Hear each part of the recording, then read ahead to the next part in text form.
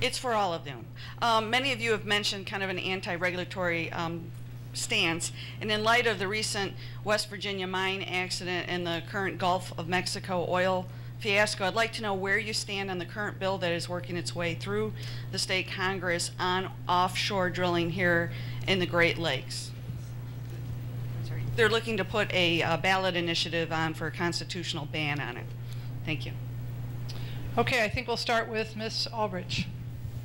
Well, thank you for the question. First of all, let me just say, you know, those two incidents that you mentioned are both devastating. And I do think that, you know, what we're seeing in the Gulf of Mexico today is symbolic.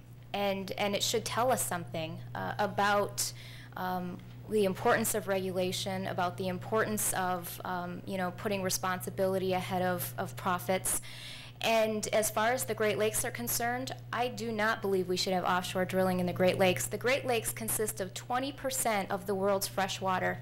If something like what happened in the Gulf of Mexico were to happen in the Great Lakes, it would be 100 times more devastating, because that would mean the fresh water in this, not just for us, but for everybody, would be impacted to the degree that we're seeing in the Gulf of Mexico. It would be an absolute ecological nightmare. And I think that we have an obligation to protect the Great Lakes. They are one of our best assets in the state, and we cannot see something like this happen.